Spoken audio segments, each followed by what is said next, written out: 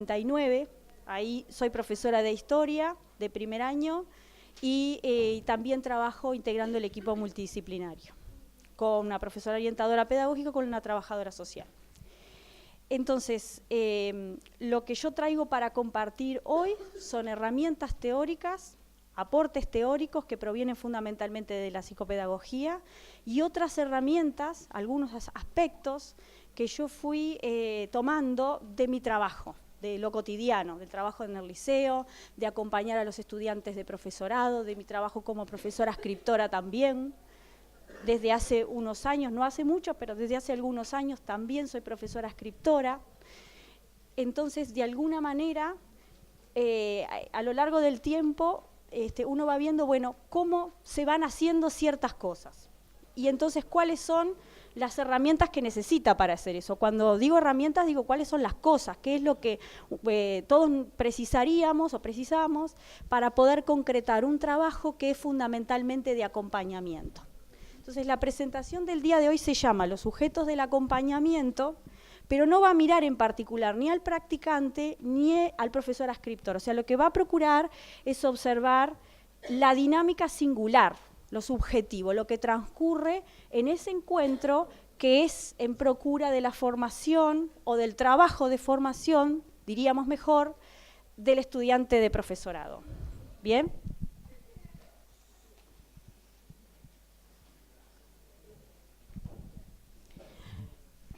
María es una estudiante de profesorado que dice, bueno, el definir un perfil docente no creo que sea algo que uno pueda lograr de un día para el otro. Creo que supone un proceso no solo de práctica y experiencia, sino de conocerse y de pensarse en cada momento.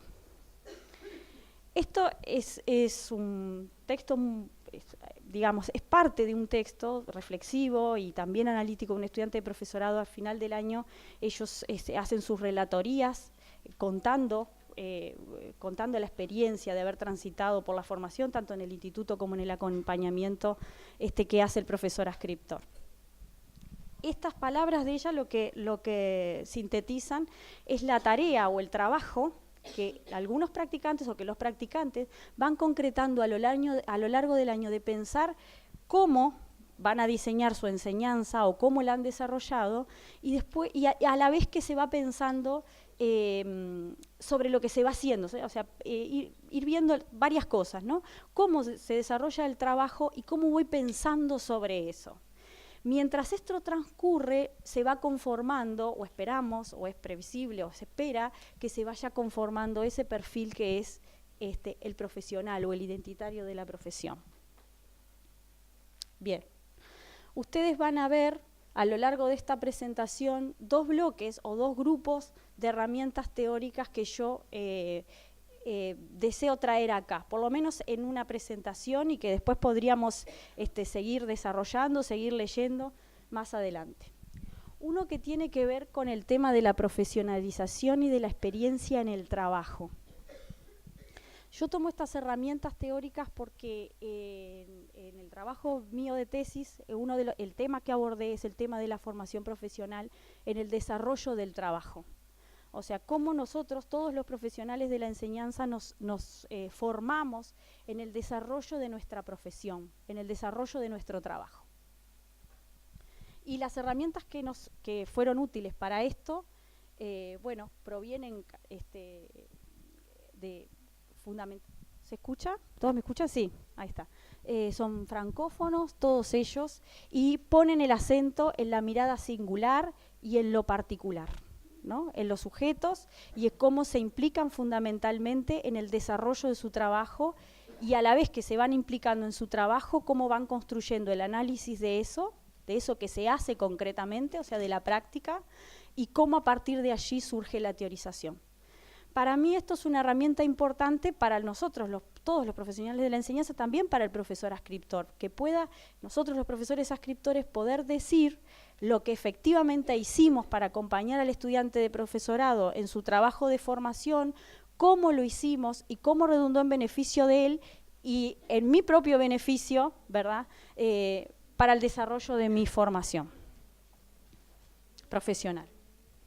Por otro lado, la dimensión singular e intersubjetiva. Y acá en esta dimensión Hay varios autores, me interesa bastante desarrollar, vamos a desarrollar en profundidad los aportes de Alicia Fernández, que es psicopedagoga argentina, y la mirada de esa psicopedagogía proviene también desde el psicoanálisis. Quiere decir que a partir de aquí vamos a tomar herramientas que también provienen de otros referentes que tienen que ver con el psicoanálisis. Por ejemplo, ella toma a a Winnicott y también a Ansier.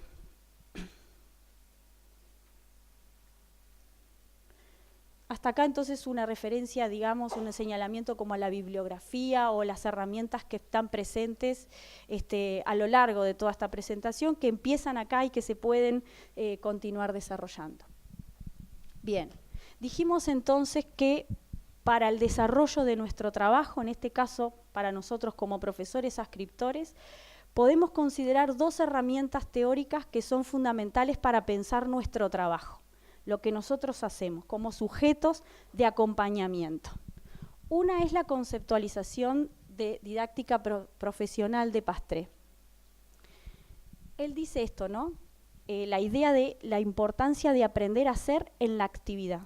Y él dice, bueno, todos los sujetos de la actividad son sujetos productores. O sea, estamos todos nosotros, también los profesionales, los docentes, produciendo conocimiento, produciendo acompañamiento, permanentemente. ¿Hola?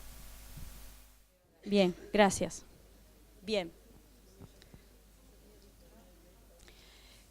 Bien, antes de continuar, me gustaría que las preguntas que fueran surgiendo, las ideas, los comentarios, los dejáramos hacia el final, que vamos a abrir un tiempo para las preguntas, si alguna cosa no quedó clara, o algún comentario, para el intercambio hacia el final.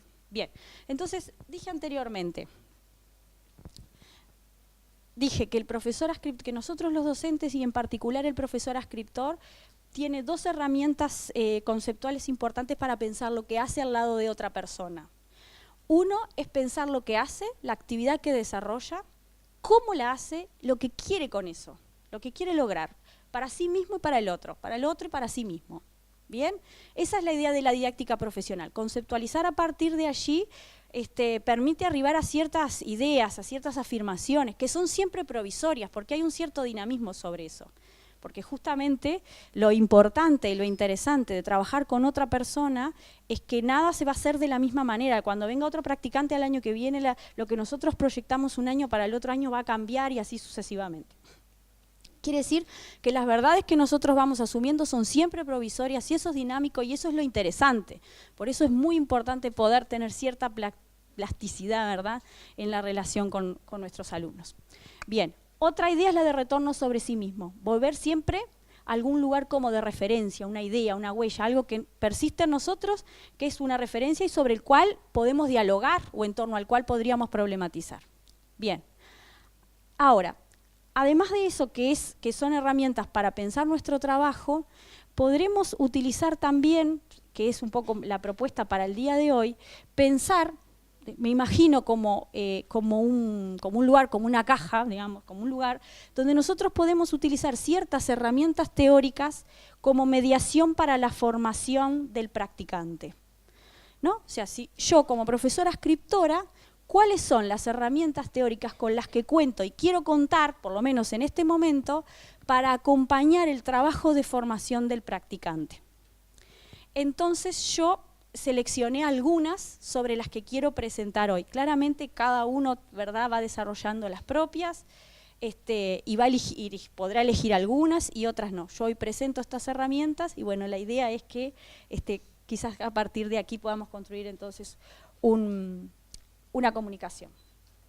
Tenemos dos ideas entonces de base importantes como herramientas para acompañar el proceso del practicante. Una es la idea de que formarse es un trabajo sobre sí mismo. Nosotros podemos tener la ilusión, de hecho la tenemos, de que podemos formar a otro o de que podemos ser formados, pero en realidad nosotros no podemos formar a otro a menos que la otra persona quiera, lo desea y elija cosas, y elija los aspectos de la mediación. Y pasa con nosotros también, ¿verdad? Y la idea del acompañamiento. Esas son las dos ideas centrales de ese intercambio, de ese entre, digamos, de esa singularidad que hay en el encuentro entre el escritor y el practicante. Entonces, para el trabajo de formación, para esa mediación, para para la formación del practicante y esa mediación, hay algunos conceptos que para mí son importantes, que son herramientas que podemos nosotros utilizar para ese acompañamiento. Una es la idea de la intervención y la atención, la idea de la mirada clínica, la idea de la construcción de autorías, que es una conceptualización que yo tomo fundamentalmente de Alicia Fernández, la idea de la creación y de la imaginación radical. La imaginación radical es una conceptualización de Castoriadis, la posición dialógica y, como dije hoy, el retorno sobre sí mismo. Yo creo que el profesor adscriptor puede contar con estas herramientas teóricas para ponerla en marcha, en funcionamiento, en algún momento de las instancias de acompañamiento al estudiante que se está formando para desarrollar nuestro oficio, el oficio que nosotros vamos a enseñarles. Bien, entonces a partir de aquí voy a desarrollar estas conceptualizaciones, lo que significarían para mí, para los autores de referencia, estos conceptos. Bien, el concepto de que la formación es un trabajo a lo largo de la vida es un concepto que tomamos de Gilles Ferry. Es un concepto que ya tiene unos años, pero que se actualiza permanentemente. Él dice que la formación es permanente, es claramente a lo largo de la vida, se produce siempre, no empieza cuando uno entra al instituto de formación y termina cuando sale. No es un tiempo breve el de la formación, es un tiempo de toda la vida y es un trabajo sobre sí mismo. Dice, es un trabajo que es libremente imaginado, o sea, quiere decir que se va construyendo con las imágenes y con las representaciones que provienen incluso de los primeros estadios del momento de la infancia. Es libremente deseado y es libremente perseguido, realizado a través de los medios que se ofrecen o que uno mismo se procura. Quiere decir que todos nosotros, en las instancias de formación, realizamos nuestras lecturas, nuestros cursos, dialogamos con compañeros, con referentes, pero de todo ese camino vamos a elegir ciertas cosas que son las mediaciones de nuestra formación. Eso lo hacemos nosotros, profesionales, lo hacen también los practicantes, los estudiantes que están aprendiendo nuestra tarea o nuestro oficio. También lo hacen, ellos eligen. Pensemos entonces que formarse implica una tarea de elección y de decisión que incluye la responsabilidad sobre estos asuntos, ¿verdad? Además, claramente, de todo lo reglamentario y de las evaluaciones que siempre están presentes. Esto claramente es así. Pero en definitiva todos sabemos que, bueno, elegimos en qué momento dar nuestros exámenes. Pensemos cuando fuimos estudiantes, ¿no? En qué momento dar los exámenes, con quién prepararlos, cómo formar los grupos, qué bibliografías estudiar. O sea, hay muchas cosas que siendo estudiantes podemos elegir. En el desarrollo, siendo estudiantes de profesorado, por ejemplo, elegimos mucho para dar la clase, elegimos mucho para comunicarnos con los alumnos, ¿verdad? Y siempre en esa vulnerabilidad en un sentido, porque nos pone frente a buscar certezas y tratar de probar o de ensayar cosas nuevas que deseamos. Entonces, dijimos, las formaciones a lo largo de la vida. Y hay otra idea de acompañamiento que yo la tomo de Cifalí, que me parece muy linda verdaderamente. Y ella dice, bueno, el acompañamiento, dice, es ir al lado, ¿no? Es ir con. Surgen entonces en eso de estar al lado todos los problemas de la alteridad, ¿no? De lo diferente, de la otredad, claramente, ¿no? Bien. Dice, no se impone. Se da prioridad a las capacidades y a los proyectos del otro, ¿no? Cuando uno acompaña, lo que empieza a desarrollar es la escucha, es la capacidad de escuchar, de estar atento a las demandas del practicante, de ese estudiante, ¿no? Que viene con expectativas, que viene con deseos, que viene con ese proyecto, con una idea de lo que debería ser la educación o la enseñanza o la historia, por ejemplo, en mi caso, ¿no? Dice estar dentro y estar fuera, o sea, eso de la presencialidad, estar presente, estar no presente permanentemente, sino en algún momento también ausentarse para dar lugar a que la otra persona se sienta acompañada desde otros lugares, estableciendo las distancias que son justas. Esto me parece interesantísimo del acompañamiento. Para acompañar a alguien no es necesario estar siempre visible, digamos. Podemos retirarnos en algún momento para dejar el espacio a que al que está siendo acompañado pregunte, cuestione, formule, genere sus propias ideas. Bien, y se van desarrollando las cualidades del ser, de los sujetos y de los saberes que se van construyendo allí. En torno a la idea de saber, hay mucha bibliografía, muchos autores que trabajan el rapport, la relación con el saber, que bueno, eso podría ser algún otro aspecto que podría trabajarse en otra literatura, en otros momentos. Pero lo importante es que en ese encuentro y en ese acompañamiento, lo que todos nosotros vamos desarrollando al enseñar o al decir cómo hacer, cómo daría yo esta clase, cómo la pienso para este día, diciéndosela al practicante, uno va poniendo en palabras lo que hace o lo que piensa que tiene que hacer para determinadas cosas, y esto entonces va siendo visible o presente para nosotros lo que en mi caso, por ejemplo, entendemos por la historia o la enseñanza de la historia, cómo lo haría concretamente. Quiere decir que al poner en palabras hago visible lo que hago, lo hago para el practicante, pero también lo hago para mí. Y entonces ahí hago visible, me doy cuenta de lo que significa el saber de la enseñanza de la historia, por ejemplo, en este caso. Bien, claramente el acompañamiento no es una técnica, no hay una manera de acompañar, ¿no? Cada uno de nosotros acompaña justamente poniendo de relieve la dimensión subjetiva o intersubjetiva. Bien, por ejemplo, pienso, ¿cómo sería acompañar la clase del practicante?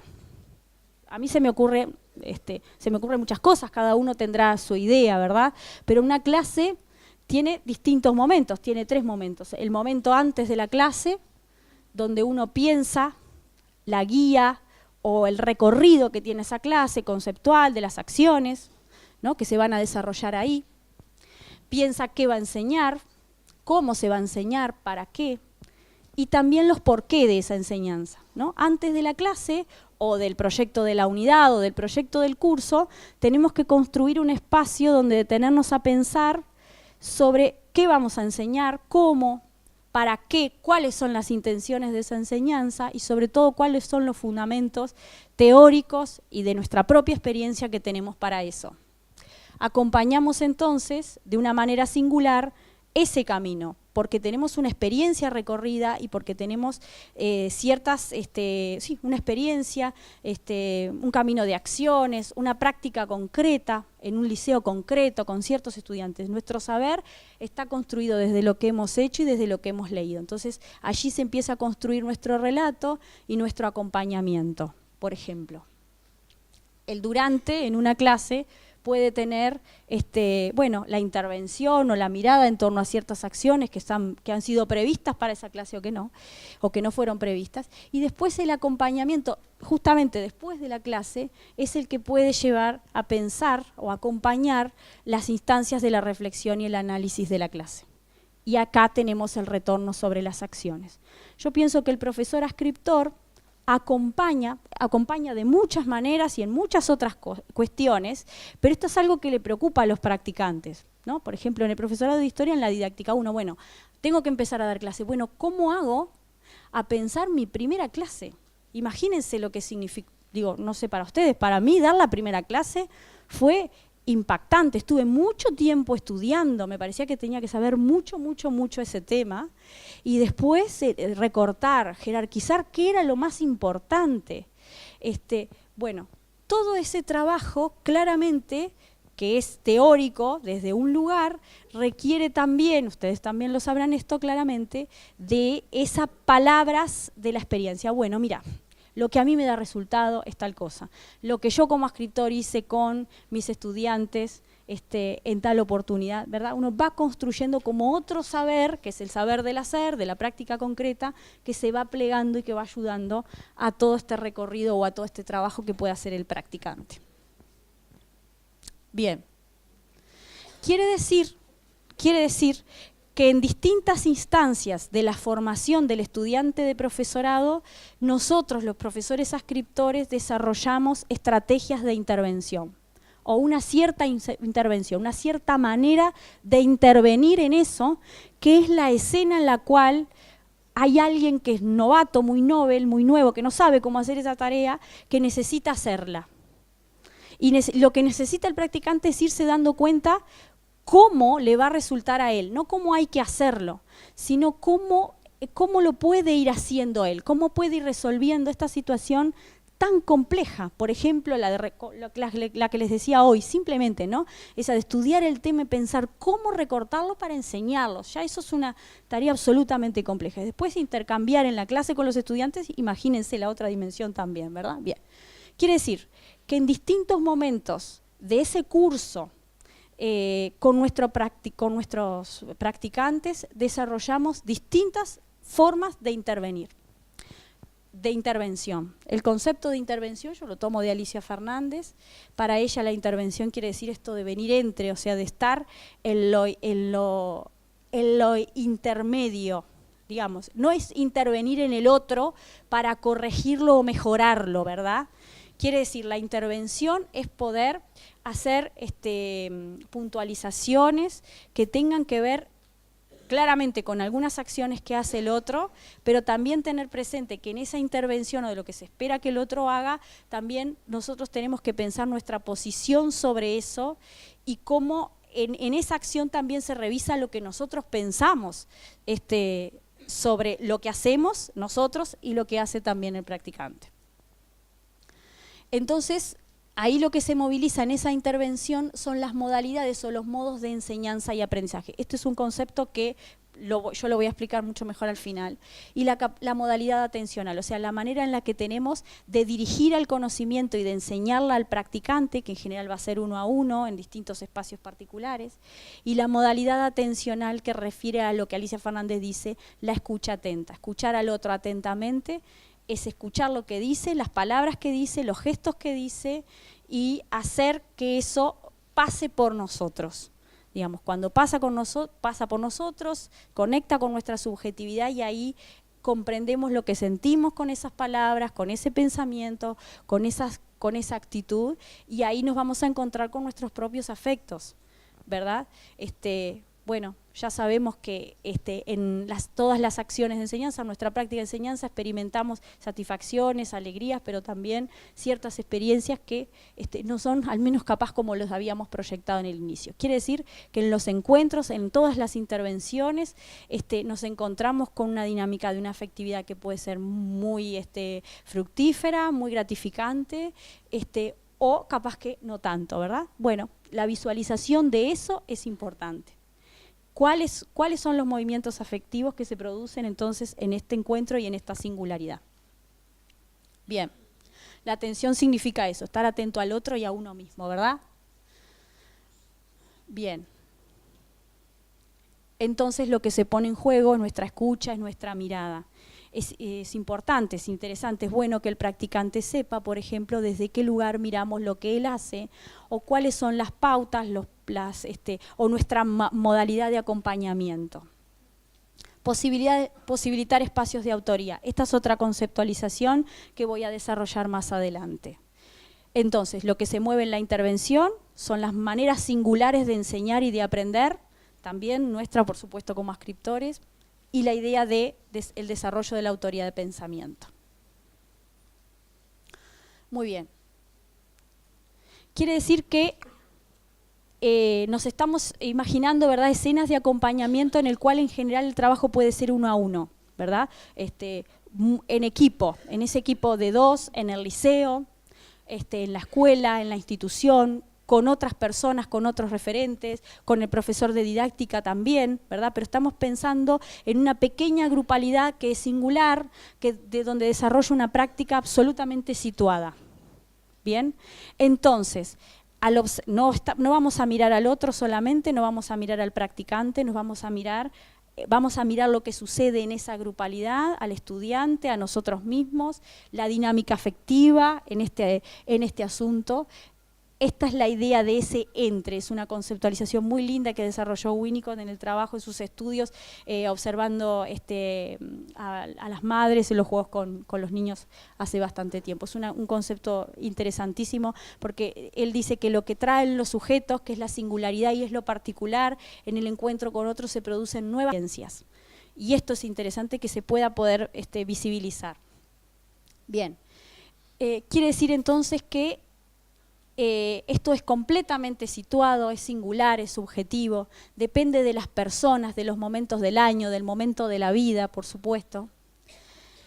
En esta dinámica entre los sujetos, lo que transcurre entre nosotros tiene que ver con lo inconsciente también y tiene que ver con lo transferencial. Un aporte que hace el psicoanálisis es importante, ¿verdad? No perder de vista que en esos encuentros singulares y subjetivos lo que transcurre es toda una dinámica de la cual probablemente no podamos dar cuenta con las palabras o con el lenguaje nuestro cotidiano concretamente consciente, porque hay muchas cuestiones que se filtran que tienen que ver con lo inconsciente o con lo transferencial, por supuesto. Bien, esta idea de quien mira y bien, quiere decir entonces que en la intervención, en el acompañamiento, lo que vamos desarrollando espontáneamente, mirando esa escena de formación entre el practicante y el profesor ascriptor, lo que se va desarrollando es espontáneamente como una mirada clínica. No clínica en el sentido de la clínica médica, sino en el sentido de mirar en particular, de poner bajo la lupa una cuestión para poder pensarla. De eso se trataría la mirada clínica, ¿no? Es como mirar una escena, como les decía al principio, bueno, acompañar, por ejemplo, el desarrollo de la clase, o la etapa previa, ¿verdad?, del estudio de la clase, el análisis de lo que sucedió después. Por ejemplo, hay ciertas instancias, ciertos momentos, ciertos episodios, escenas, que nosotros podemos transformar en clínico si le damos la relevancia de hablar sobre eso, de decir lo que allí transcurrió y los movimientos afectivos que transcurrieron en los sujetos en esas escenas. Esto de la mirada clínica puede ser una herramienta de trabajo para el profesor ascriptor y una herramienta de formación para el practicante, como dije al principio. Bien. Entonces, ahora yo quiero compartir con ustedes un relato de un estudiante de profesorado de la didáctica 2, porque la relatoría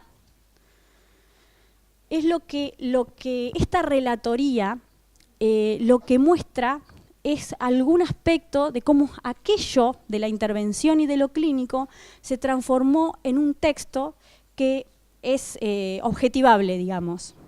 Es un texto que fue escrito para él, para sí mismo, pero también para su profesora ascriptora y también para su profesor de didáctica en la carpeta final. Entonces, ese trabajo que fue espontáneo, que fue cotidiano, que quedó en la oralidad, un día un estudiante la puso en palabras escritas y se hizo visible lo que transcurrió en él y para otros profesores. Entonces quiero compartirle rápidamente para ver lo que fue construyendo este estudiante, lo que produjo al final de su curso. Esto forma parte de una carpeta, por lo tanto lo que hay acá es un recorte, es una adaptación de lo que él dijo. Las clases de mi ascriptora, aprender viendo enseñar. Observar las clases de otro profesor durante tanto tiempo implica un ejercicio de abstracción que debe ser de muy fina elaboración, pues significa estar alertas durante largos espacios de tiempo a las diferentes vicisitudes y problemas de una clase, primer gran elemento a registrar. Y por otro lado, reconocer cuándo y cómo este profesor piensa una determinada estrategia y la lleva adelante con o sin éxito, segundo gran conjunto de elementos a registrar. Considerando esta problemática, tomé como opción a la hora de observar las clases de mi ascriptora una serie de preguntas que servían para que yo fuera analizando su modalidad para dictar clases en un primer año. Algunas de estas preguntas fueron, por ejemplo, ¿cómo ordena la clase? ¿Cómo son presentadas las propuestas de trabajo? ¿Qué tipo de preguntas formula? A primera vista parecen interrogantes simples, pero mantener esta estructura de cuestiones me interesaba para hacer explícito el manejo de un grupo sumamente inquieto y conversador. El manejo del grupo fue uno de los nudos problemáticos que más trabajo me costó sobrellevar este año. Las clases de la profesora se caracterizaron por su preocupación constante en considerar las características del grupo y por adaptar las dinámicas de trabajo a estas peculiaridades. La atención del grupo era captada gracias a la utilización de variedad de recursos que generaban un desarrollo dinámico de sus clases, ya que no se estancaban en la utilización de extensos textos, como muchas veces sucede, sino que en forma original incluían sus clases imágenes, fotos, dibujos, ejercicios, mapas y también recursos audiovisuales. Atento a estos elementos, fui imaginando cómo podía elaborar un recurso propio para las clases que debía dictar, y considerar esta habilidad de la escritora sirvió para ensayar elementos que fui puliendo en mi proceso. Observando estas clases fue que aprendí la importancia de las preguntas en primer año de ciclo básico.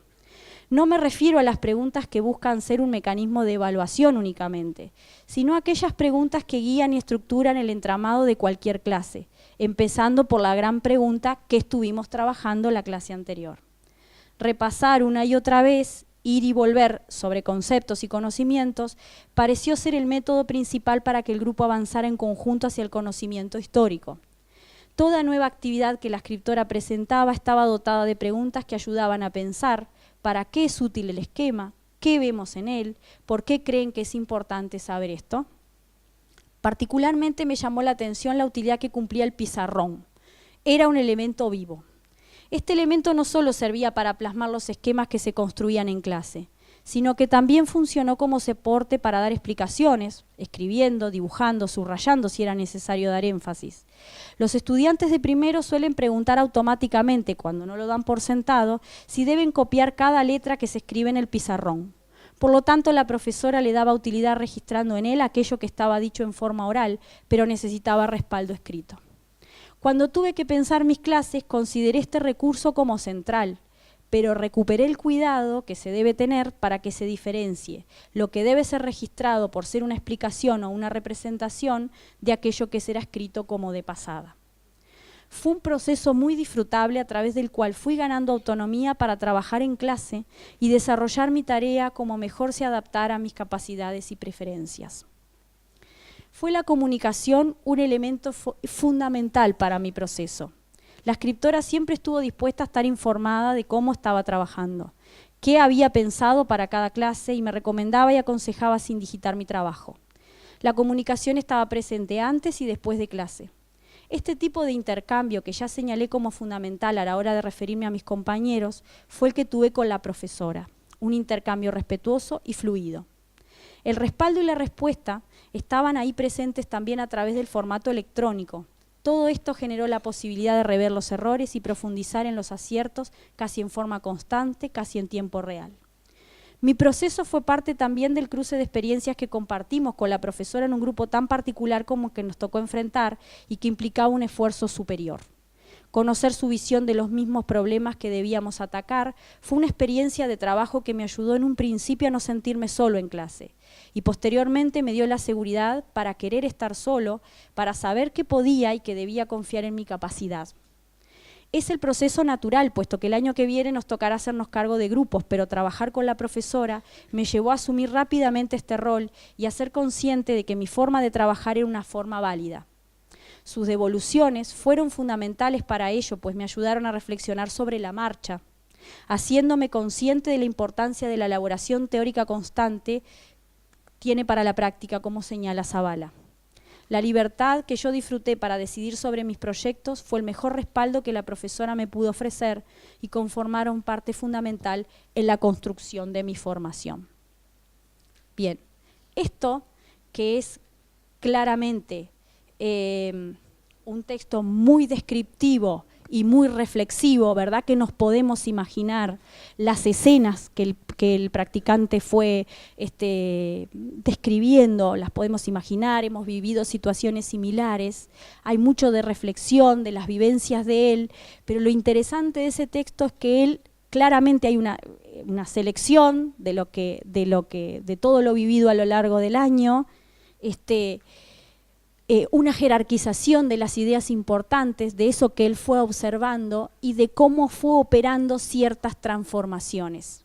Lo que da cuenta entonces es de un trabajo justamente de formación, porque da cuenta, no solamente desde la oralidad y de lo que fue haciendo en la clase, las transformaciones que él pudo ir logrando, digamos, las cosas que eligió para su formación y los caminos, los pasos de transformación que fue dando, sino que además la escritura tiene la otra vuelta de que esto se hace visible para él. No solamente da cuenta del proceso, de lo que aprendió, de lo que fue haciendo a lo largo del año. Tiene la otra dimensión de que esto es visible fundamentalmente para él. Este relato es como un camino de teorización, digamos. Es descriptivo, es fuertemente reflexivo, y si siguiéramos trabajando sobre este texto para llegar a algo más analítico, verdad que podríamos seguir trabajando con ese concepto de Zavala que él desliza por ahí. Él dice, bueno, Zavala dice que es importante teorizar sobre las prácticas. Entonces capaz que ahí podríamos seguir dialogando sobre eso y podríamos seguir trabajando con otros autores, y de esta manera ese relato que es fuertemente reflexivo y descriptivo se transformaría en un análisis de la propia práctica. Hacer visible la práctica en el análisis es una herramienta poderosísima de formación para todos los practicantes, para todas las personas que están estudiando su oficio, pienso también para el profesor adscriptor, cómo no, ¿verdad? Poder teorizar sobre lo que se hace como profesor adscriptor. Bien, quiere decir que acá ese texto de este estudiante me lleva a dos conceptos que son importantes. Eso de dejarse afectar. Hay un momento en la formación en que uno se deja afectar por los educadores, ¿no? Todos lo hemos vivido, hemos tenido educadores que nos han conmovido, que nos han llegado profundamente por lo que dijo, por el gesto, por la manera que tuvo de decir ciertas cosas, por las referencias a las que hizo que me convocaron. Hay algo que hace que todos nosotros estemos siendo convocados por nuestros educadores. Y acá la idea de la interiorización, ¿sí? Que yo la tomo de Barbier. Las experiencias humanas, vividas o observadas, están acompañadas para el actor por actividades cognitivas generadoras de modelos o de antimodelos. Me gusta mucho a mí el concepto de experiencia de La Rosa, porque él dice todo lo que nosotros vivimos claramente no es experiencia. Las experiencias son los que nosotros significamos de todo lo que vivimos, los sentidos que tienen para nosotros, ciertas cosas que vivimos, por esto, ¿no? Porque van acompañadas de actividades cognitivas, de significaciones, de asociaciones, de un monto de afecto. Eso hace que lo vivido se transforme en experiencia. Bien, quiere decir entonces que nuestros educadores forman parte de nosotros y también nos identificamos con algunos de ellos.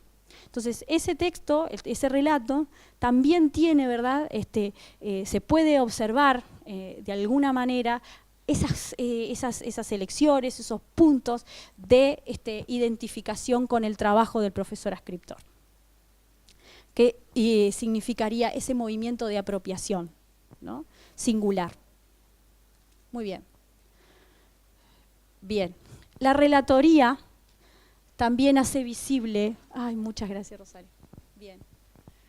Los sentidos que fueron alcanzados. Entonces, para mí acá comienza un enlace entre esto que veníamos trabajando con la idea de aprendizaje.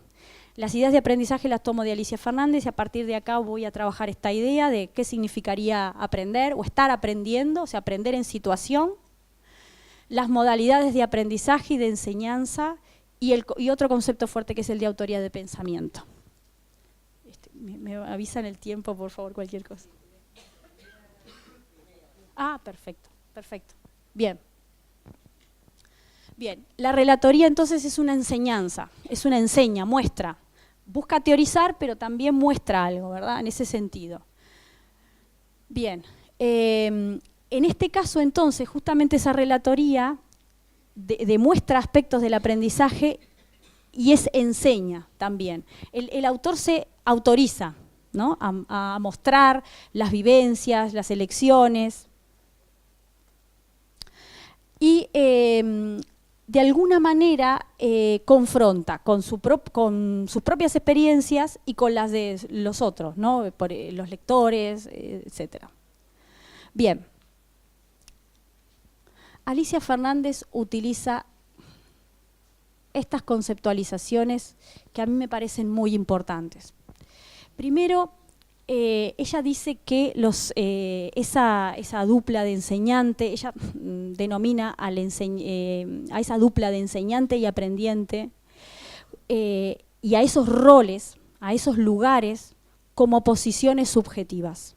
Y él dice, quien enseña, quien está en posición de enseñar, es un sujeto autor, y quien está en posición de aprender en un determinado momento, en una determinada circunstancia, es un sujeto autor.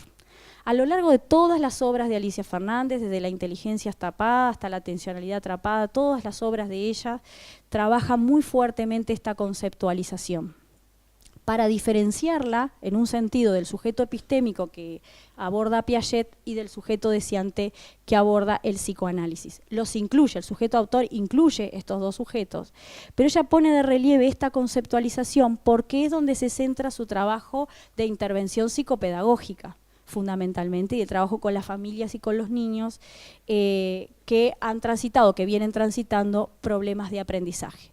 Nosotros nos vamos para acá, para esta instancia claramente nos desligamos de esa conceptualización del problema de aprendizaje, pero sí me interesa fortalecer estas conceptualizaciones en torno a la autoría de pensamiento. Entonces, ella dice, quien enseña lo hace a partir de la internalización o de las asociaciones o de las huellas de la experiencia que los enseñantes tienen como aprendientes. Entonces dice, bueno, los sujetos autores, imaginemos cualquiera que se ubique en la función enseñante, en la función aprendiente, un padre, un maestro, un profesor ascriptor, se transforma, se constituye en sujeto autor, adquiriendo una posición enseñante y una posición aprendiente a la vez. Somos sujetos autores porque podemos movernos en esas posiciones, siendo enseñantes y aprendientes a la vez. El sujeto autor, imaginemos el estudiante, el niño, el adolescente, el estudiante de profesorado, es un sujeto autor, ocupa su posición aprendiente y su posición enseñante. La idea de Alicia Fernández es justamente romper ese esquema tradicional donde hay uno que le enseña al otro porque controla o porque maneja o porque dirige ese saber que tiene que dárselo al otro y el otro aprenderlo tal cual, ¿verdad? Digamos, o con sus transformaciones, pero lo que ella, sobre lo que problematiza es sobre ese vínculo o sobre esa relación así estática. Entonces dice, bueno, los sujetos que se encuentran en el acto pedagógico, en la enseñanza, son sujetos autores, son enseñantes y aprendientes a la vez. La autoría de pensamiento implica construir, crear cosas nuevas, poder diferenciarse. O sea, lo que sucede entre los sujetos que se encuentran, hay una producción de diferenciación. Esa idea de diferenciación forma parte de los estudios de psicoanálisis, de Freud, de Winnicott también, para pensar el origen del pensamiento. Lo hace Freud en el estudio con los niños, lo hace Winnicott también, y él dice, bueno, ¿en qué momento se producen los actos fundacionales del pensamiento? Claramente el psicoanálisis lo establece en la relación entre el niño con la madre, cuando él puede diferenciarse del pecho materno, se diferencia de su madre, establece, digamos, la desvinculación con ella, ahí se produce el desapego, y esa conceptualización de yo, no madre, digamos, yo, mí mismo, digamos, en esa construcción de ese mismo, sería el primer acto de pensamiento o la primera instancia en la que se construye la diferenciación. Quiere decir que pensar desde el psicoanálisis significa diferenciarse, construirse a sí mismo en esa diferenciación. Esa conceptualización que tiene el arranque y el inicio en aquel momento de la vida de los sujetos, los acompaña porque se reedita de maneras diversas y particulares a lo largo de la vida. Digamos, que una persona piense, que una persona aprenda, no va a significar digamos, la repetición de ciertas acciones, de ciertas conceptualizaciones. Justamente la posibilidad de pensar y de aprender significa, en un sentido, establecer la diferenciación de eso que quien enseña le está brindando. Entonces, ese espacio entre los sujetos y entre los autores debería ser claramente un espacio de producción, de singularidad, de subjetividad y de diferenciación. ¿Cómo se observa la diferenciación? En todo lo que tiene que ver con el lenguaje, en los gestos, en la corporeidad, en las palabras. Todos nosotros, a partir de un organismo, vamos construyendo nuestro propio cuerpo, nuestro sentimiento de sí. Vamos construyendo una trama de afectos a nosotros mismos. Y eso se produce justamente porque hay otro que acompaña ese camino, que nos dirige en ese camino, pero que no nos dice cómo hacerlo, digamos. Bien. Quiere decir entonces que la autoría implica una manera particular de situarse frente al conocimiento fundamentalmente, que es a lo que todos nosotros nos exponemos en el momento que nacemos. Cuando nacemos, entramos en el mundo es el mundo de los referentes adultos que está conducido por el lenguaje.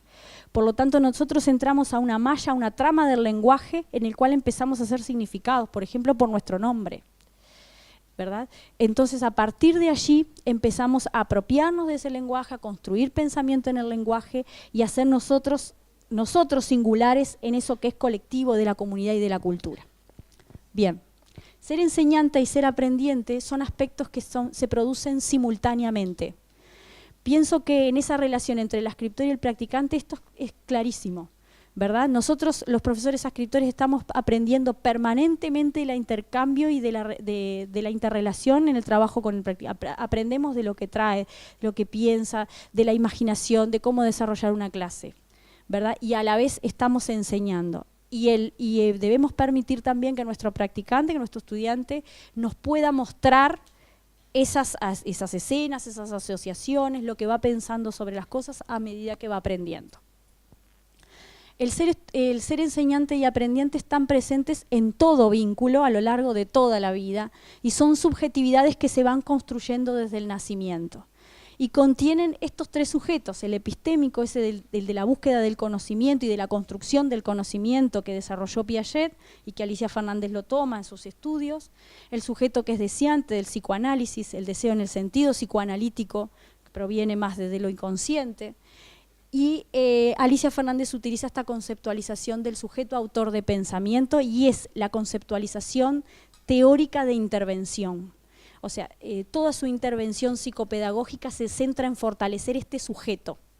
El sujeto que tiene que enfrentarse al mundo, aprender la información y el conocimiento del mundo, pero de la manera que puede hacerla es poniendo en juego el saber, lo singular y lo afectivo. Lo particular, y en ese intercambio, en esa dialéctica, digamos, entre el conocimiento del mundo y lo singular, se va produciendo un conocimiento nuevo. En ese conocimiento nuevo es que aparece la autoría. ¿Cómo se hace evidente la autoría de pensamiento? Bueno, en las palabras, en el gesto, en la corporeidad. Bien, esta idea es muy importante. La autoría nace y se desarrolla siempre en espacios que son intersubjetivos. Siempre con otro, mostrando al otro, haciendo con otro, porque es el otro el que funcionaría como un espejo, digamos, ¿verdad? Lo vemos en el trabajo del practicante, cuando él dice, se me ocurre, tengo tal idea para tal clase, quiero hacer tal cosa con los estudiantes con problemas de rendimiento, con problemas de conducta, ¿verdad? Todo lo que es nuevo y todo lo que es creativo necesita ser puesto en palabras para que el otro lo reconozca, ¿no? En nuestro caso el profesor ascriptor, ¿no? Que va a decir, puede ir por acá, puede, ¿no? Que va a ir acompañando esa creación y esa creatividad. Bien, entonces para sintetizar un poco sobre estas conceptualizaciones sobre el sujeto autor de Alicia Fernández, ella lo desarrolla a lo largo de toda su bibliografía. La autoría se desarrolla en esos posicionamientos de enseñante y aprendiente que son simultáneos. Quiere decir que una persona, para ser autora de su pensamiento, tiene que aprender y tiene que enseñar. ¿Cómo lo enseña? A través de la gestualidad, de la palabra y del cuerpo. Lo hace también significando su cuerpo, por supuesto. Una persona es importante que pueda reconocerse autor, o sea, que pueda observar las creaciones, las cosas nuevas que contiene su práctica o su manera de ver, por ejemplo, un tema o la enseñanza en sí misma. Y que eso nuevo le brinde una información nueva de él, ¿no? Esto que decía el relato del estudiante, decía, yo me di cuenta cómo podía usar el pizarrón, me di cuenta cómo podía trabajar con el grupo difícil, me di cuenta de las preguntas que podía hacer, me di cuenta porque lo hice y me di cuenta porque dije cómo yo lo quería hacer, lo llevé adelante, lo hice tangible, lo pude ver y lo analicé, ¿no? Entonces, a partir de ahí hay escenas de autoría, que es muy interesante poder significar o poder señalar, ¿no? Como un espejo, como les decía hoy al principio. Bien, la autoría entonces muestra algo nuevo de nosotros mismos. Claramente la autoría produce sentido. Eso que se produce para el autor significa fundamentalmente para él. En este caso para el practicante, para el desarrollo de su práctica, para su formación, capaz que para su vida profesional, no sabemos, porque todo está en revisión y todo es dinámico, nada de lo que se aprende en la formación es para siempre, ¿no? La idea es que todo sea dinámico, ¿verdad? Pero en ese momento, para el desarrollo de su práctica, para el desarrollo de su clase, tuvo sentido para él, y lo que se puso en juego ahí fue el deseo íntimo, las escenas de la representación y la imaginación y el pensamiento. Bien, en general el autor se inquieta, busca conocer más, saber mucho más. Muy bien, se va produciendo, Alicia también utiliza el término de la responsabilidad, porque la autoría significa responsabilizarse de esa autoría, ¿no? Poder, como les decía, poder dar cuenta desde dónde proviene esa creación y poder sostenerla. Ese es el desarrollo de la autonomía en relación a la capacidad de elegir. Pienso, por ejemplo, cuando el estudiante está preparando su tema para enseñar, ¿verdad? Y tiene que hacer el recorte, y tiene que elegir el recorte temático, y tiene que elegir el recurso, y tiene que elegir la manera de dirigir la enseñanza. Entonces, tendrá que escribirlo para hacerlo visible en un formato que tenga sentido para él, y después de ponerlo en práctica o de llevar su clase adelante, bueno, tendrá entonces que reflexionar a partir de allí, como en una dinámica de mayor autonomía. La autoría implica entonces responsabilidad, quiere decir argumentar, fundamentar desde qué lugar voy a dirigir mi práctica, con qué intenciones precisas, porque es una acción que es situada, entonces tengo ciertas intenciones concretas para el desarrollo de esa práctica, y por lo tanto entonces lo voy a hacer con responsabilidad, ¿no? Tratando de hacer visibles los fundamentos de esas acciones.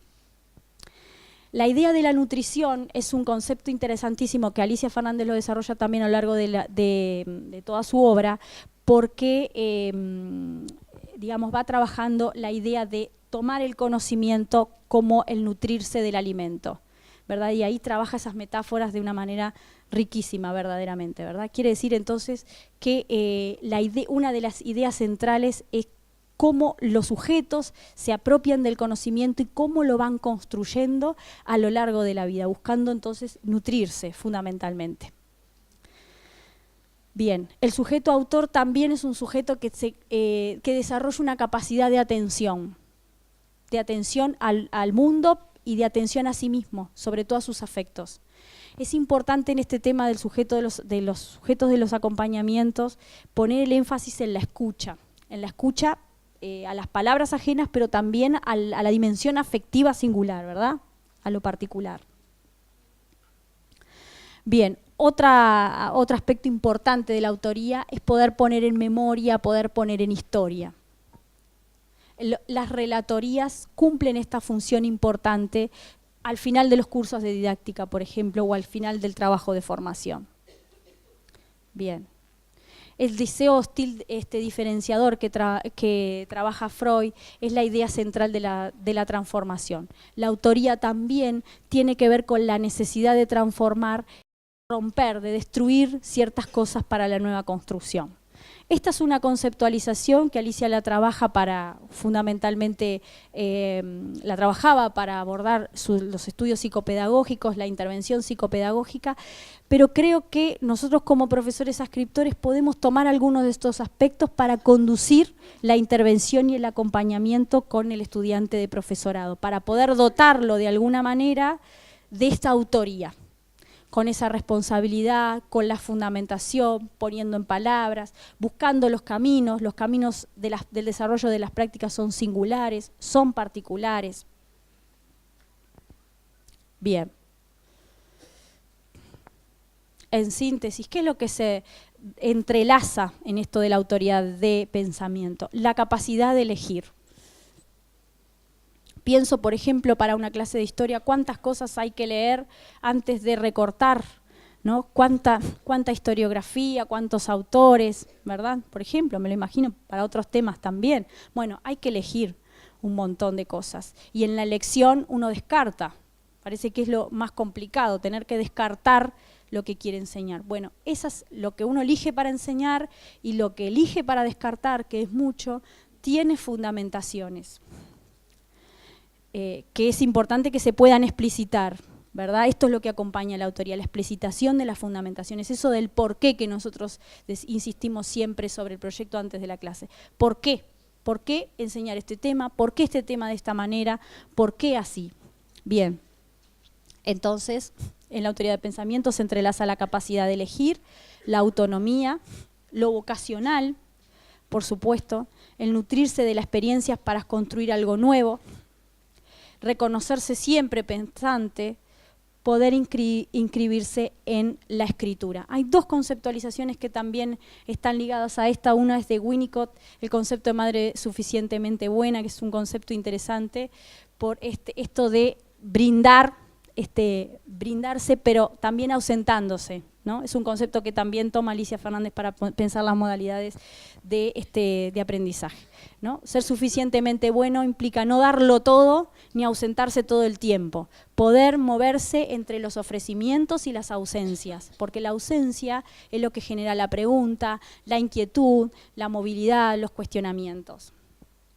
Y otro concepto importante de Alicia Fernández y también de Sarah Paín es el concepto de superficie de inscripción.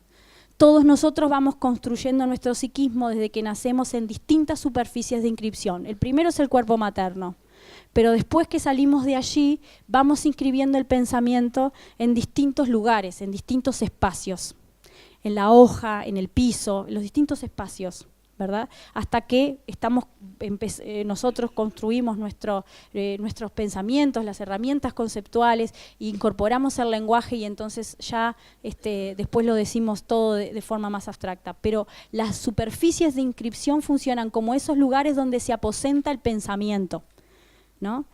Pensemos, por ejemplo, en la pintura rupestre, por ejemplo, que es fascinante, que es para pensar eso, ¿no? La cueva como lugar de superficie de inscripción de aquellas escenas de inscripción de pensamiento en la prehistoria, ¿verdad? Bien, entonces la superficie de inscripción es el lugar donde se aposenta el pensamiento.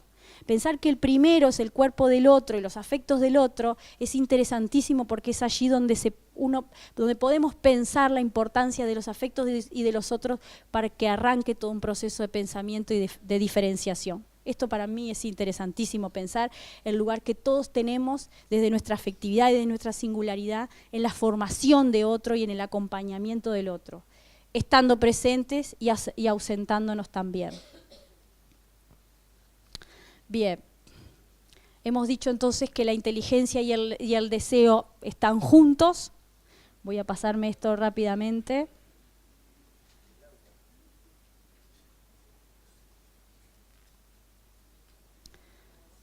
Dos elaboraciones que intervienen en el aprendizaje que son fundamentales. Una elaboración es la objetivante, o sea, permanentemente estamos tratando de objetivar el conocimiento, o sea, llevarlo a un plano de hacerlo objetivo, externo a nosotros, conocible, digamos, ¿no? O sea, tratamos de ponerlo en palabras, ¿no?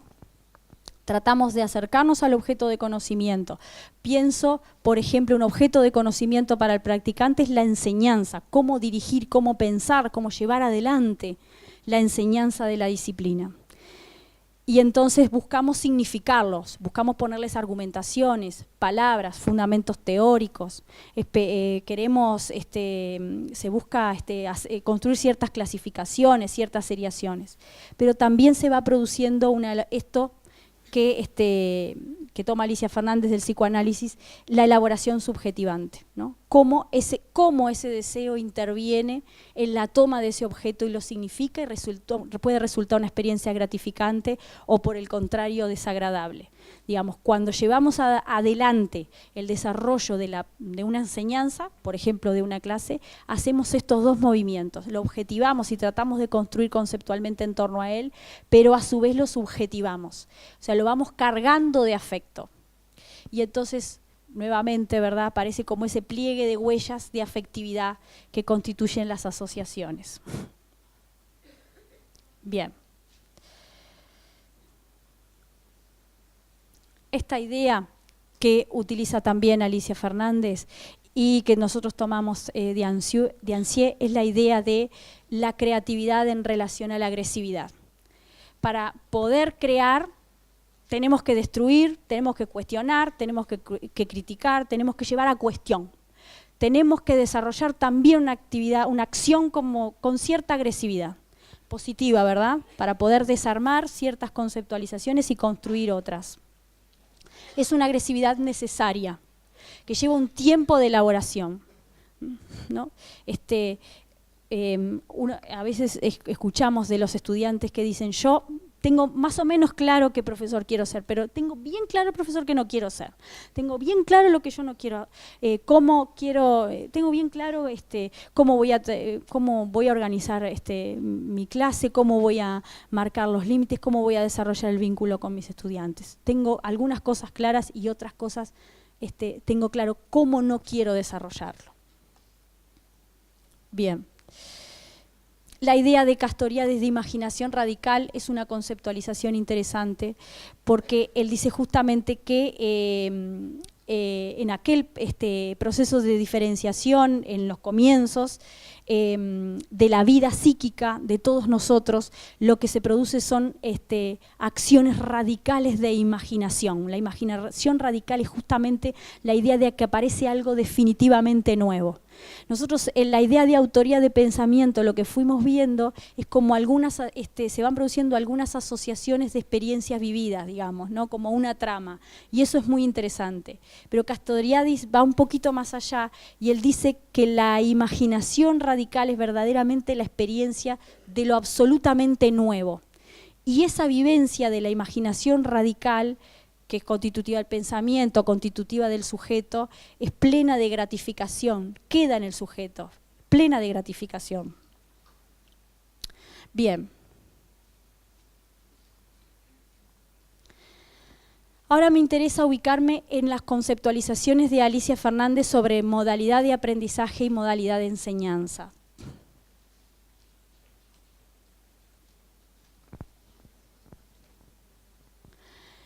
Ella desarrolla, sobre todo en el libro Los idiomas del aprendiente y poner en juego el saber, desarrolla mucho estas conceptualizaciones porque lo que le interesa es pensar sobre lo patológico, sobre el problema de aprendizaje. No es lo que a nosotros nos interesa acá. Acá nos interesa solamente esta conceptualización porque hace a lo vincular, a lo que tiene que ver con eso intersubjetivo o entre enseñante y aprendiente. Entonces ella dice que quien aprende lo hace siempre desde una forma singular y particular. Ya dijimos que aprendizaje y enseñanza, o sea, ser el sujeto aprendiente y ser el sujeto enseñante, se producen en las personas a la vez. O sea, que mientras quien enseña, aprende, y quien mientras aprende, enseña. Si esas cosas no pueden darse a la vez, no se produce el sujeto autor. Quiere decir que hay alguien, si no se produjera esto, hay alguien que está en un lugar pasivo, donde no tiene la enseña, digamos, y otro que toma la palabra siempre, digamos, ¿bien?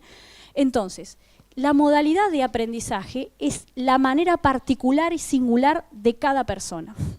A eso refiere la modalidad. Pero no en el sentido de cómo hacer algo rutinario o cómo, el cómo que puede ser, digamos, inmediato.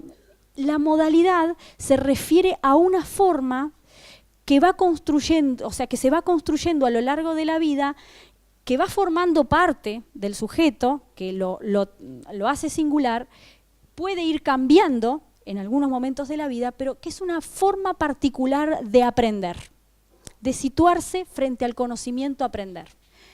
Esa modalidad es como un molde, o sea, una manera de ser que tiene características como singulares y particulares a lo largo de la vida, aunque puede ir cambiando a lo largo del tiempo, pueda tener algunas variables, pero en sí es como un molde que es de relación, o sea, vincular, donde hay muchos movimientos de afectos, que surge, por supuesto, en el momento del nacimiento. Es un molde relacional o un esquema móvil para operar, o sea, para aprender, para adquirir ciertos conocimientos que se va a ir utilizando en las distintas situaciones de aprendizaje. Es la manera personal de acercarse al conocimiento.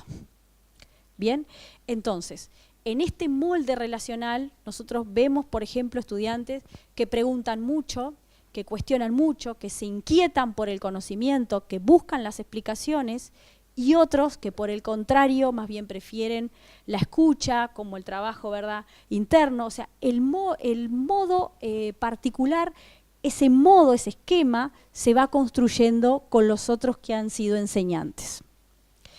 Ese molde se va reconstruyendo a lo largo de la vida y se mueve en una zona de tensión, de conflicto, que es permanente, entre la repetición, la búsqueda de la repetición de ciertas cuestiones y las necesidades del cambio. Todos nosotros, en las distintas experiencias de aprendizaje, dijimos, lo vamos haciendo en las relaciones con los otros, nos encontramos frente a escenas de repetición donde se produce la repetición y donde es necesario el cambio. Bien. ¿Qué es lo que interviene en nuestra modalidad de aprendizaje?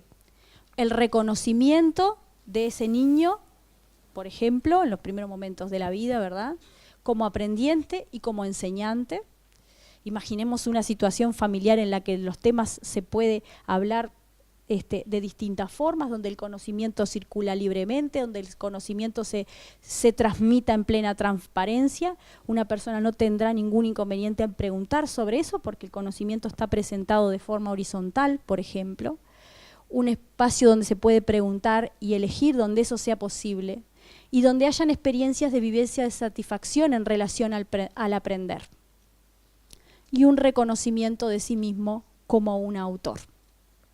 Bien, la modalidad entonces de aprendizaje se va construyendo en esta trama a lo largo de la vida desde que nacemos, y como es un molde que a pesar de que tengas cambios, de que pueda tener cambios, es un esquema en el cual la persona o el sujeto siente la satisfacción de moverse, es un esquema que lo lleva a los distintos momentos de las instancias de aprendizaje.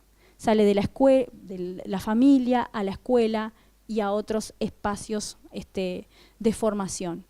Entiendo por qué creo que esta conceptualización tiene relación para pensar los sujetos de aprendizaje y la formación del practicante, porque justamente nosotros podemos observar cuáles son las modalidades o las formas que nuestro practicante tiene para acercarse al conocimiento que está estudiando para enseñar, para acercarse al conocimiento que está aprendiendo en la práctica, o sea, si es capaz de preguntar, de elegir, de vivir esas experiencias como gratificante, cómo maneja la frustración o lo traumático de entre lo que de eso que aparece nuevo y que hay que cambiar en esto de la repetición, cómo maneja nuestro practicante o la persona a la cual nosotros les estamos enseñando la profesión, el oficio, cómo se maneja entonces en relación a lo que tiene para aprender. Bien. A partir entonces de esa modalidad de aprendizaje que todos nosotros hemos desarrollado a lo largo de la vida, se va construyendo la modalidad de enseñar, que es la manera particular de enseñar cierto conocimiento. Cuando digo conocimiento no me refiero al conocimiento de la historia exclusivamente o de la disciplina, me refiero al conocimiento en términos general. Bien, entonces, en torno a la modalidad de enseñanza, es un modelo relacional entre sí mismo, lo que se pone en juego acá, como quien conoce, y el otro, considerando al otro como quien puede conocer, y al objeto de conocimiento como una construcción conjunta. Incluye el reconocimiento de sí mismo como autor y la vivencia de satisfacción en cuanto a ser sostén. Hay un concepto interesante del psicoanálisis del holding que muestra esto, ¿no? Que los enseñantes tenemos de alguna manera una vivencia de satisfacción en torno a sostener al otro y acompañarlo al otro en ese proceso. Quiere decir, de alguna manera, lo que nos cuenta Alicia Fernández es que al haber tenido experiencias gratificantes de aprendizaje, problematizando el conocimiento y siendo autores, podemos enseñar en relación a una modalidad similar. Y que nuestro sostén va a ir acompañando aquella modalidad de aprendizaje. ¿Sí? Una modalidad de enseñanza saludable articula simultáneamente el mostrar y el guardar, dice Alicia. Y esto lo desarrolla muchísimo en el libro Los idiomas del aprendiente. Ella dice, los enseñantes, pienso en el escritor, tiene que mostrar su práctica y de dónde la construye, pero también poder guardar algo. Porque en la instancia del guardado, que no es lo mismo que el esconder, el guardar, lo que se genera es la pregunta, es el cuestionamiento, es el lugar para que el otro intervenga. ¿Bien? Lo que conoce sin necesidad de exhibirlo o esconderlo por inseguridad, temor, culpa o vergüenza. Entonces, ¿por qué traer este tema? Porque a veces los educadores nos retiramos, por algún motivo que nosotros mismos desconocemos, nos retiramos del mostrar y el guardar para pasar a exhibir o esconder. Entonces, en el terreno del problema de aprendizaje, lo que dice Alicia Fernández es que si exhibimos el conocimiento, lo que puede pasar en la modalidad de aprendizaje es que quien esté aprendiendo se inhiba, ¿verdad? Porque quien enseña se pone en el lugar del conocer, exhibe el conocimiento, abruma con lo que tiene para enseñar y no deja el espacio para que el otro pueda pensar. De igual manera, cuando restringimos muchísimo el conocimiento y lo escondemos mucho, la sensación que se genera en la otra persona es de tener que espiar el conocimiento para poder llegar a él, porque por la vía de la pregunta no puede, entonces tiene que buscar otros caminos, que son el de espiar o el de rebuscarse para saber qué hacer. Entonces, pensando la modalidad de enseñanza del escritor, mostrar la práctica, construirla, ponerla en palabras, enseñarla y dejar los espacios del guardado para que el practicante pueda allí, del estudiante, pueda preguntar, pueda cuestionar, pueda construirse autor. Si exhibo lo que hay que hacer, esta clase se da así, este grupo se controla así, se planifica así, bueno, entonces el practicante va a tener poco margen, tendré que copiar, dirá, bueno, voy a hacer más o menos como se hace siempre. Pero si escondo y digo, como tú quieras, toda la libertad del mundo, bueno, eso también tiene un riesgo y estoy perdido en la mar, no sé cómo hacer esto, cómo hago para saber cómo algo de esto se hace. Entonces, el vínculo que hay entre la modalidad de enseñanza y aprendizaje, que es una conceptualización de Alicia Fernández, que acá yo la expliqué, soy consciente muy rápidamente, y que ella lo traza, lo historiza a lo largo de toda la infancia de una persona, se actualiza de alguna manera cuando uno está en la escena de aprender. Cuando estamos en la escena de aprender algo, actualizamos. Y pienso la connotación afectiva que tiene para un estudiante de profesorado ponerse en escena, poner el cuerpo, poner todo lo que piensa, todo lo que sabe, todo lo que quiere saber para enseñar y para aprender el oficio, que es lo que nosotros tenemos para enseñarle. Bien. Simplemente para cerrar esta otra conceptualización de lo dialógico, que es una conceptualización que proviene también de la psicopedagogía psicoanalítica, del grupo de la escuela de Silvia Slemenson y particularmente Cantú, nos interesa en particular la posición dialógica. Yo creo que los escritores podemos acompañar a los practicantes a desarrollar esta posición en torno a la lectura y la escritura. No en torno a la lectura y la escritura de textos exclusivamente, ¿verdad? En términos generales. La posición dialógica es el proceso, tiene que ver con esto, ¿no? Ellos lo trabajan en torno a la lectura y la escritura, pero si nosotros lo amplificamos y le damos en espesor a esta conceptualización, decimos, es un proceso de características dialógicas en el cual, leer, escribir, ¿no? El sujeto pone en suspenso provisorio las verdades que ha recibido como certezas absolutas y las cuestiona a partir de su confrontación con palabras que son brindadas por el otro real o virtual. Esto es interesantísimo para poder leer lo que sea. Un texto de historia, la clase que di, la clase del compañero, la clase del escritor. Cuando estoy viendo otra cosa y cuando estoy leyendo, estoy construyendo mi interpretación. Y para interpretar tengo que poner en suspenso lo que sé. Es como un acto de humildad. Decir, lo que sé lo supe hasta acá, pero ahora va a aparecer algo nuevo con lo que me voy a quedar. Una cosa nueva sobre lo cual puedo construir. Entonces, esto es muy interesante porque esa intervención psicopedagógica que hace la lectura, que se hace en la Universidad de Buenos Aires, no pone el acento en la problemática de lo que es leer, sino en la fortaleza de lo que significa interpretar y las variables que esto pueda tener. Se dan cuenta que es de una extrema singularidad. Entonces podemos reflexionar cómo se posiciona preferentemente nuestro estudiante como lector, de lo que sea, de un texto, de una clase, de la clase del escritor, como nos contó el relato de nuestro estudiante, ¿no? Dialogando con el texto, ¿no? Imitando, ¿no? Como glosador, o sea, se limita a reproducir la información del texto, o intenta predominantemente transformar ese texto. ¿Cuál es la posición? Y como escritor, como productor de un texto autónomo, como el que leímos, tan interesante, como copista, o sea, copiando las prácticas, ¿verdad? O como transcriptor de textos. Me parece que poder pensar el posicionamiento singular de alguien frente a una escena problemática es como el asunto que nos convoca a los profesores escritores, es la tarea más complicada que puede haber, pero también gratificante, nos completa, nos trae muchas alegrías y bueno, y siempre tratando de pensar cómo analizar, cómo pensar sobre nuestros afectos y las cosas que nos convocan estas instancias de intervención. Les agradezco muchísimo la atención y ahora, si quieren preguntar, a las órdenes.